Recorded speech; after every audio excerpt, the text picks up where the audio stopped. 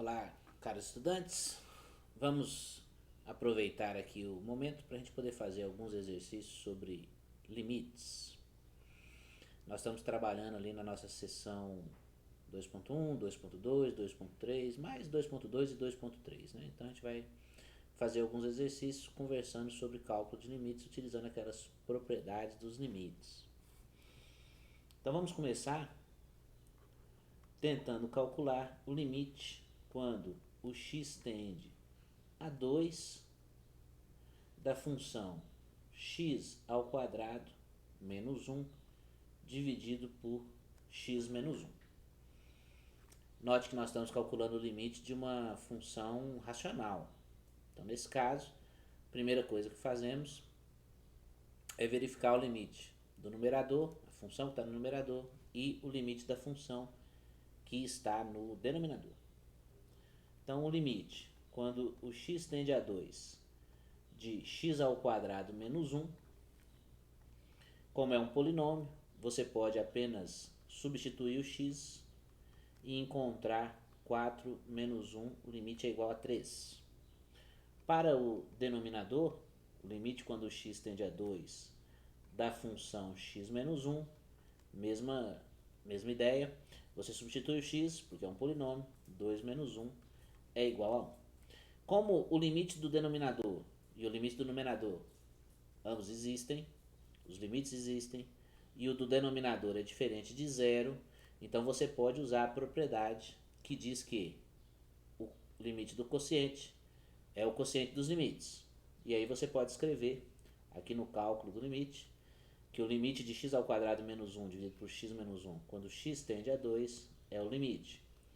Quando x tende a 2, x ao quadrado menos 1 dividido pelo limite quando x tende a 2 de x menos 1. Ou seja, esse limite é igual a 3 dividido por 1, que é igual a 3. Agora, vamos calcular o limite dessa mesma função, o limite para essa mesma função, mas quando o x tende a outro número, né?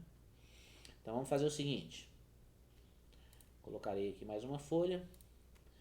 Vamos calcular agora o limite para a função x ao quadrado menos 1 dividido por x menos 1, mas quando o x tende a 1. Estamos falando ainda de uma função racional, é a mesma função do exemplo anterior. Mas nesse caso, o limite, quando o x tende a 1, de x menos 1, que é a função que está no denominador, você substitui o x, 1 menos 1 igual a 0, que é uma função polinomial, você pode substituir o x. Aqui é uma função contínua, né? Nós podemos usar essa justificativa também. Todo polinômio é uma função contínua, né? Então a gente pode utilizar. Substitui o x, calcula o limite. Então a gente tem limite para o numerador, x tendendo a 1. Limite de x ao quadrado menos 1. Quando x tende a 1, você substitui 1 ao quadrado menos 1. 1 menos 1 também é 0. Então você tem aqui o que a gente chama de uma indeterminação do tipo 0 sobre 0. O numerador tende a 0, o denominador tende a 0. Você não pode usar as propriedades de limite. Você tem que utilizar outra abordagem. No caso, nós vamos fazer o seguinte.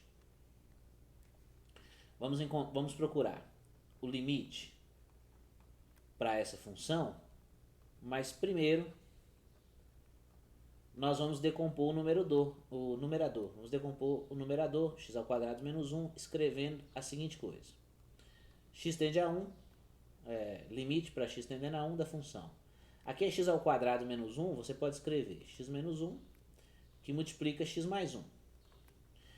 X menos 1 do denominador permanece.